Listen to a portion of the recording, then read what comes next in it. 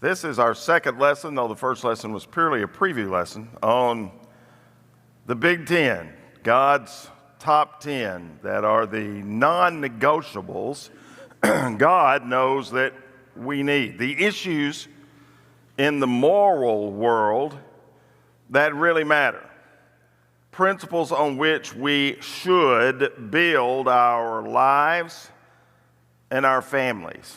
I like the story about one night at dinner, a father pulled his Bible out and was sharing a devotional with his family, and the passage he read included from Exodus 20 and the 10 Commandments, and when it was over, he realized he'd gone just a little too long, and he had lost the attention of his preschoolers at the dinner table.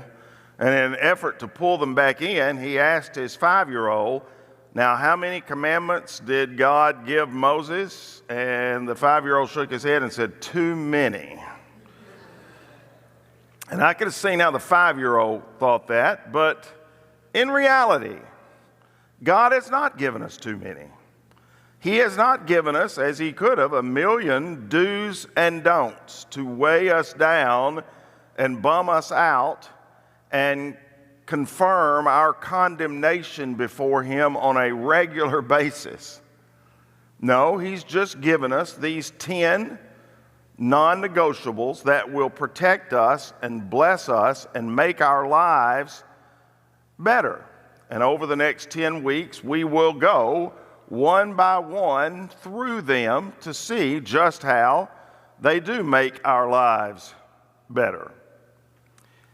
In Exodus chapter 31, verse 18, we read last week, when the Lord finished speaking with Moses on Mount Sinai, he gave him the 2 stone tablets inscribed with the terms of the covenant written by the finger of God. Apparently, God wrote the 10 Commandments on 2 stone tablets and then divided them, based on the 2 tablets, into 2 categories. The first tablet, which contained the first 5 commandments, defines man's relationship with God. We will clearly see that. While the second tablet, which contained the next 5 commandments, outlines man's relationship with his fellow man. So watch this. I find it interesting. When in Jesus' day, a lawyer came to Jesus and said, "Teacher, which is the most important commandment in the law of Moses?"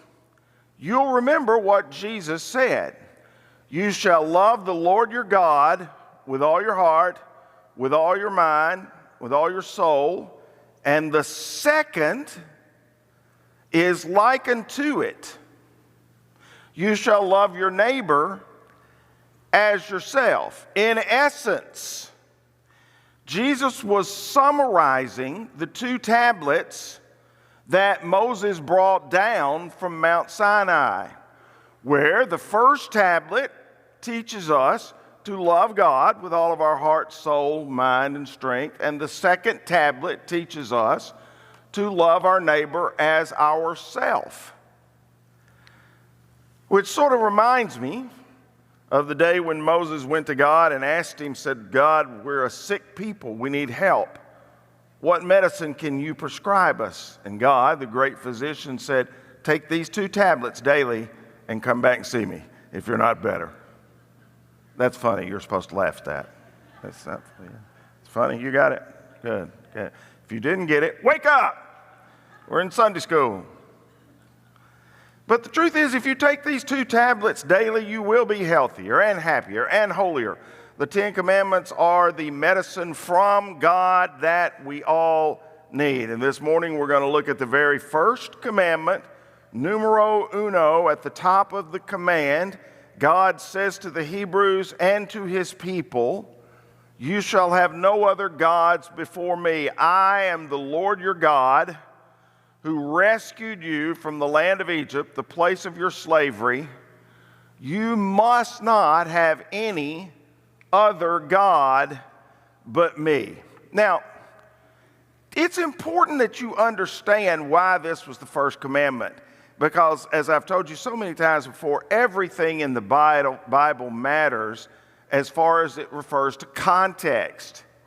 So understand the context in which this initial command was given. The Hebrews had just left a land of idols where they had been held captive as slaves for 400 years. The Egyptians deified nature and animals and even the Pharaoh.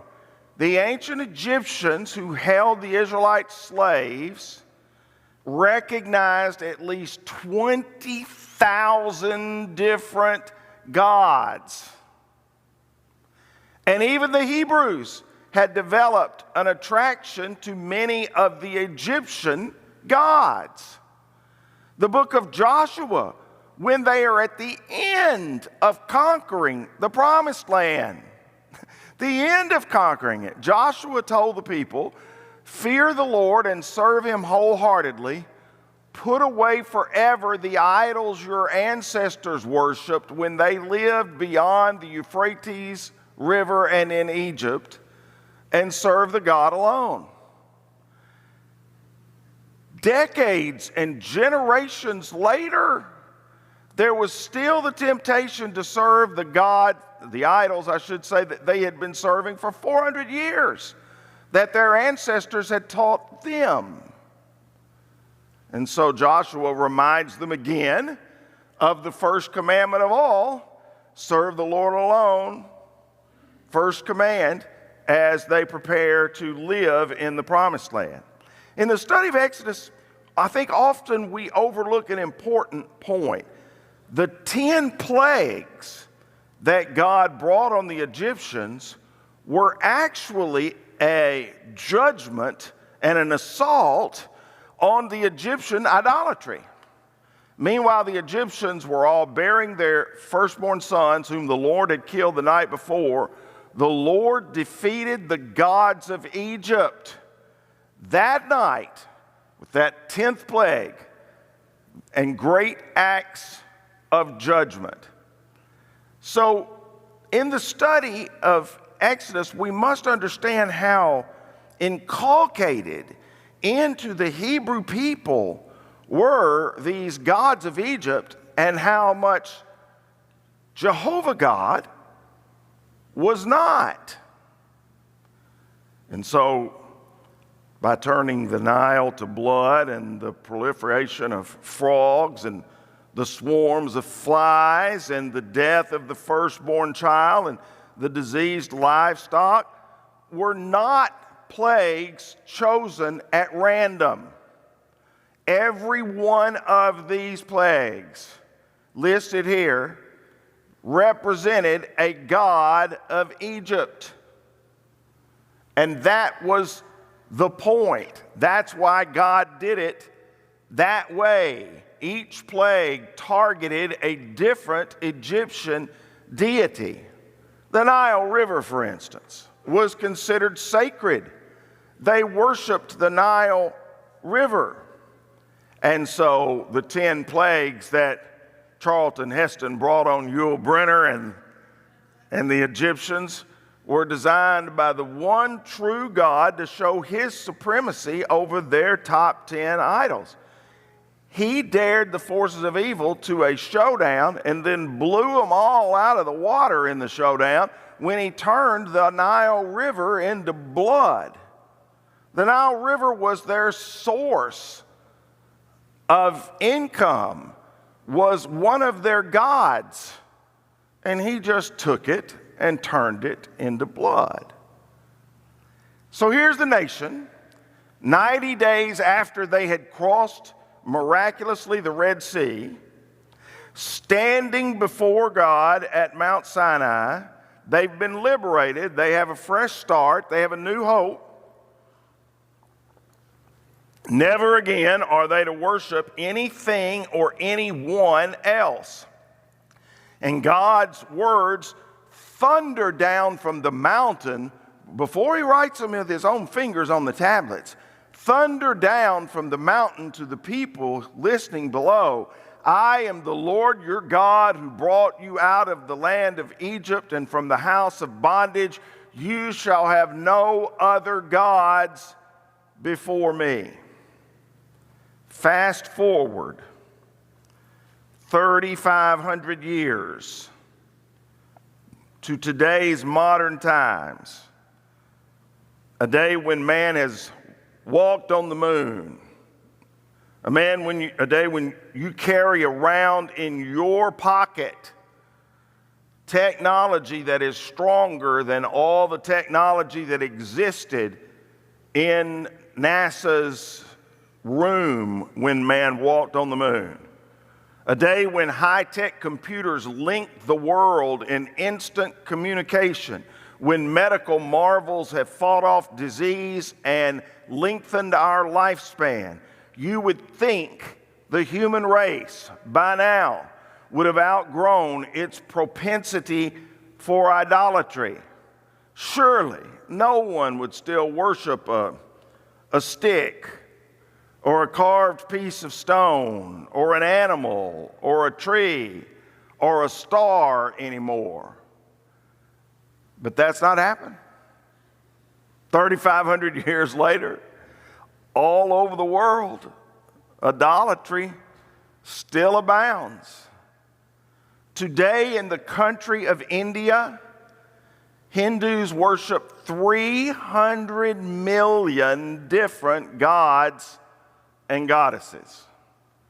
That's more than 8 idols per household, if you do the numbers. There is enough beef in the country of India to feed the entire continent.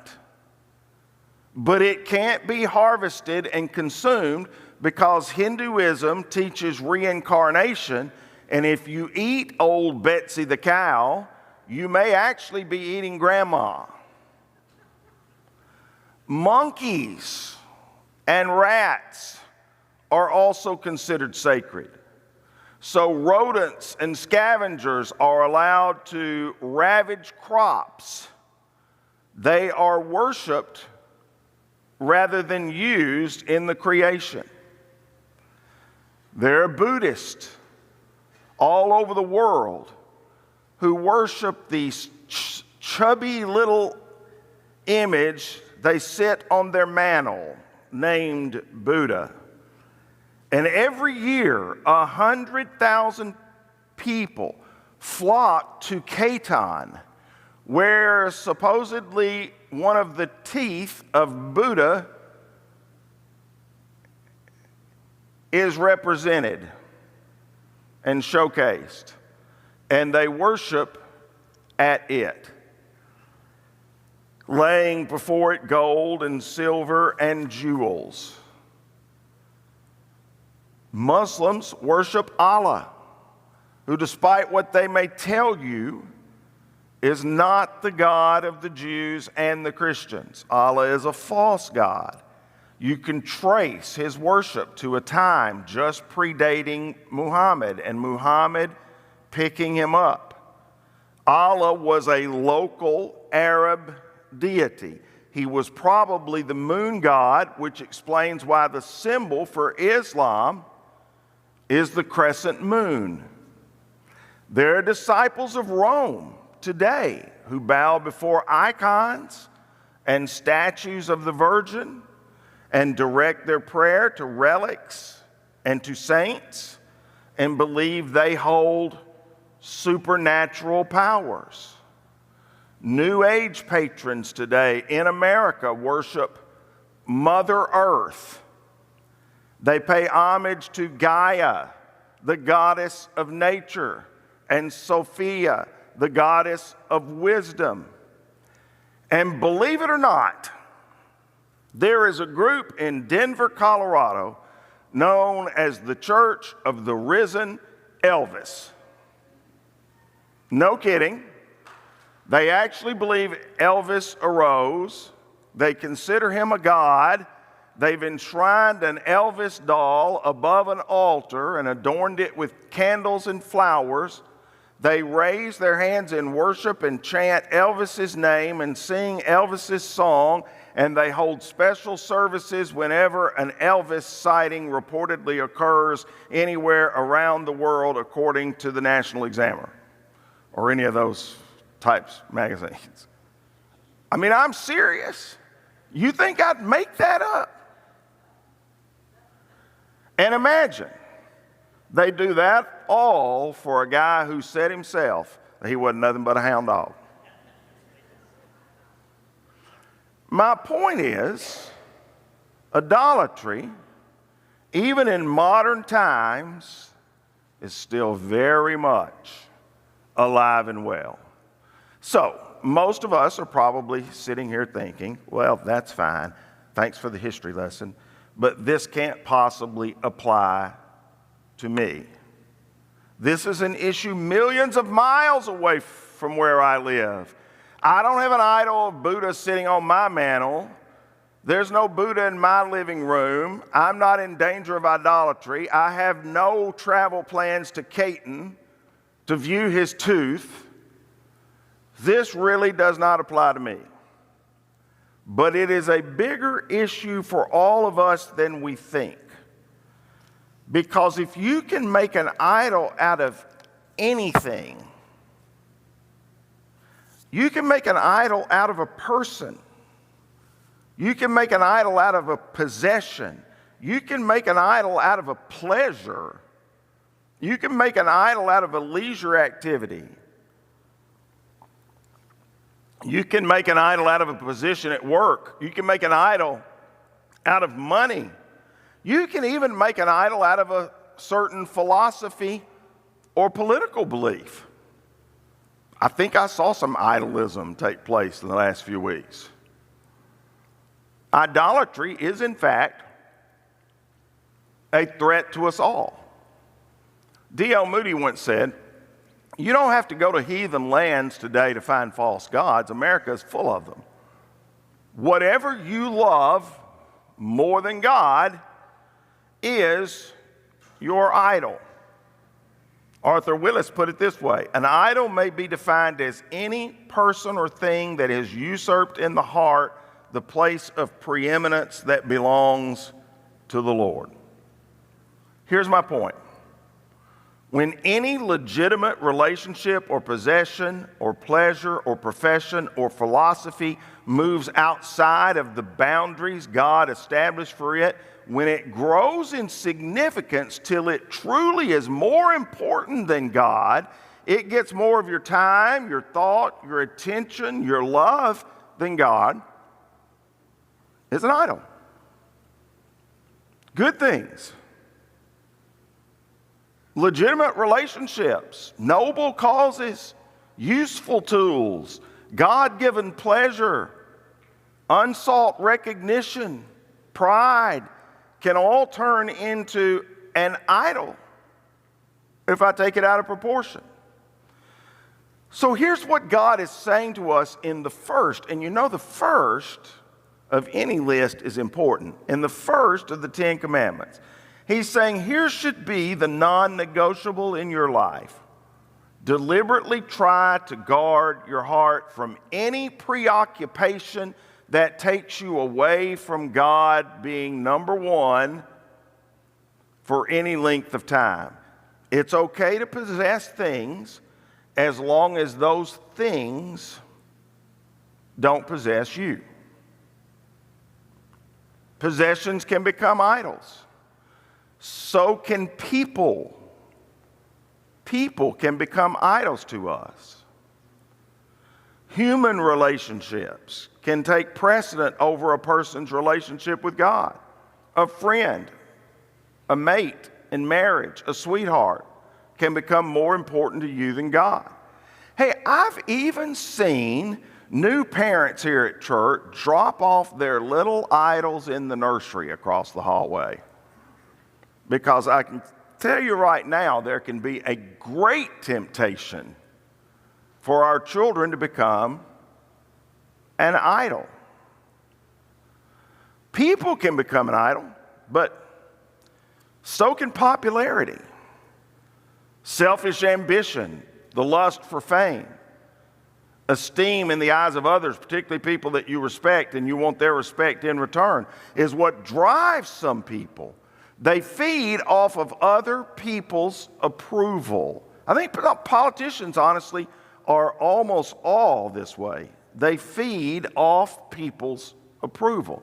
They live for the cheers of the crowd. Even an association with someone else who is popular or well known can become an idol. That's why politicians, movie stars, musicians, athletes all have posses following behind them, treating them like they're some sort of little god. So position, profession, business success, they can all become like an idol. And Jesus told us over in the New Testament a somewhat version of the First Commandment. No one can serve two masters, the Lord said, for you will hate one and love the other. You will be devoted to one and despise the other. You cannot serve God and be enslaved to money at the same time. Leisure can become a god. Some people make work their god. Other people live for the weekend. Their top ambition in life is to kick back and party. Unfortunately, this happens a lot in college.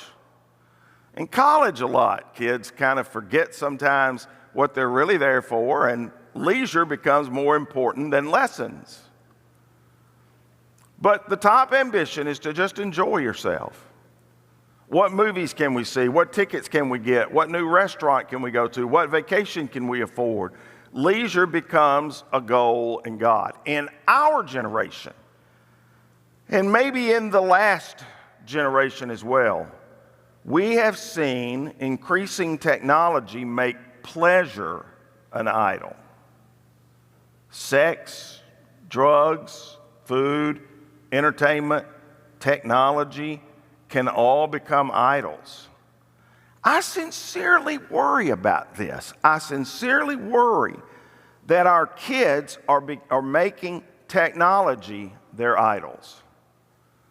I worry about that a lot. Not just idol, but an addiction to an idol. I mean, Ravi Zacharias defined a legitimate pleasure as anything that refreshes along the journey without distracting from the goal. Now, the key point on that last line is without distracting from the goal. Try to get many kids away from their technology today and see just how distracted they are. A pleasure becomes an idol when it proves to distract us from our goal. So can a philosophy.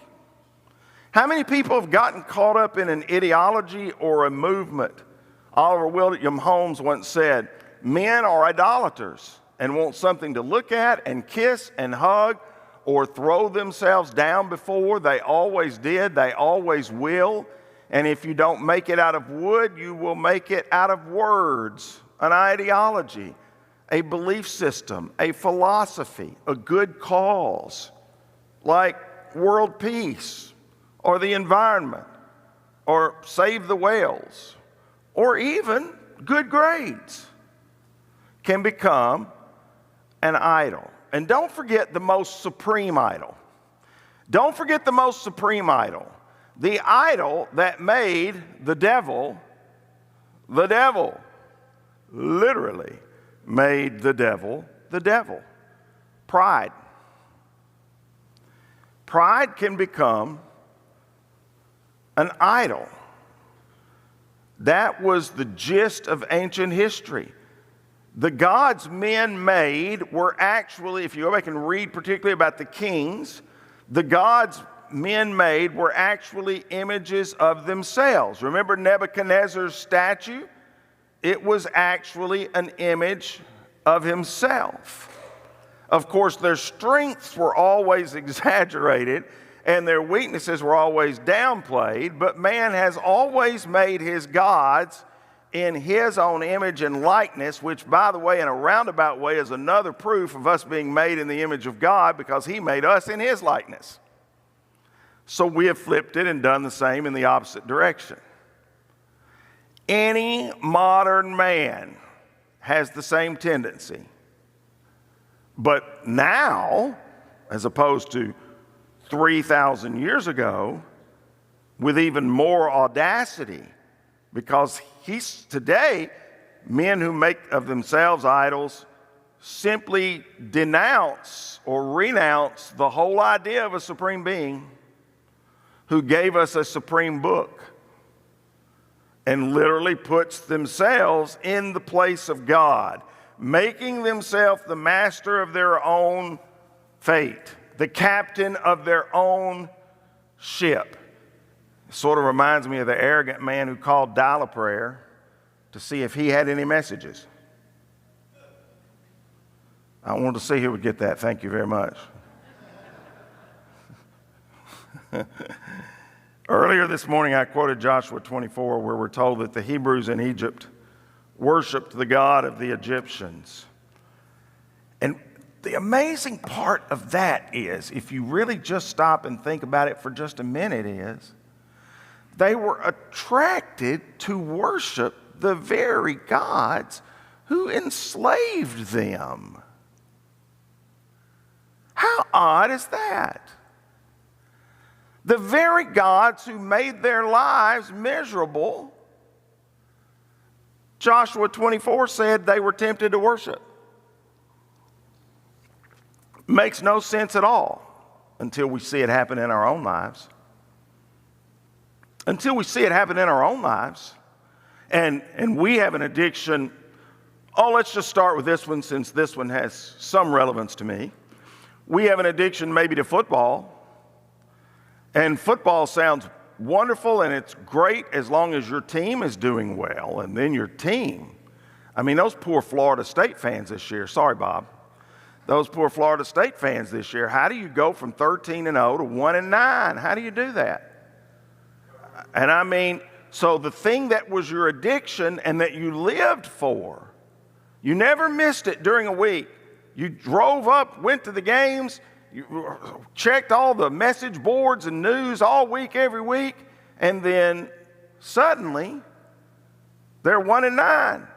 And the very thing that was your addiction and the thing that was your idol, your moment of pleasure, has become your moment of pain and has made your life miserable.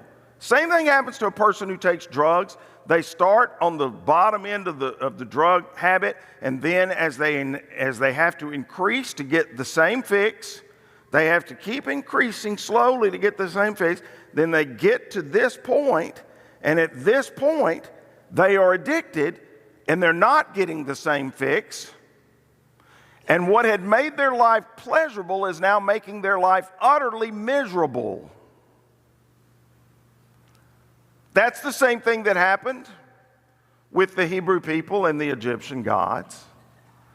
Because that's what happens when you worship any idol. Satan is behind any idol, because we are to worship the Lord our God as the one true God. It reminds me of the fly that landed on the fly paper. The fly boasted, "My fly paper, my fly paper. This is mine." While the fly paper said, "My fly, my fly." Now, which do you think ultimately won? That's the story of a false idol. That's the story of addiction. When you worship another god, Satan may let you think for a while that you are in control, that you are using it for your enjoyment. Then after a while, the idol to which you bowed is really in complete control of you. Imagine in your mind 3 million Hebrews gathered together at the foot of a holy mountain. They're standing before God. Thunder and lightning are overhead. I can't even imagine this scene. The ground is rumbling under their feet, And that's when they hear a voice they've never heard before. The voice of God booms out. You shall have no other gods before me. When we hear these words, we think that God is concerned about being first on our list of priorities. We might think that he's got a long list, a long printout with a listing of so many things that should be important to us, and he just wants to make sure that he's at the top of the list. We may think that because in the Old Testament, under the old law, which was not superior, that's what he had. 613 different laws. That's why the lawyer came to Jesus and said, in effect, of the 613 laws, which is the most important? And Jesus responded by giving him the first and second commandments. He said, love God, love your neighbor. Tablet 1, tablet 2. Love God is the first 6 of the commandments. Love your neighbor is the last 4. In the first commandment, God wants to eliminate all other rivals in sight. The first commandment excludes from our lives anything that completes with our affection for God, our devotion to God, and certainly our worship to God. Again, don't misunderstand this. God isn't saying we can't possess stuff, we can't have fun, we can't enjoy relationships, we can't have pleasure, all of which he designed. He wants it ultimately to draw us to him and not keep him from us. You could sum up the first commandment by saying this: he wants to be the end all and be all of our lives. So here is the first commandment, the first non-negotiable that I hope you will lay down in the pathway of your life and make yourself aware of on a regular basis. I'm hoping that as we do these 10 commandments, you will let each commandment that we have done on Sunday live with you every day of that week. Memorize it, pray about it, let it live with you every day that week. Every day, make a conscious, deliberate effort to guard your heart and mind from anything that might distract you from God or weaken your love for God. And commandment number 1 instructs us, nothing else more important to him. No other gods, just me.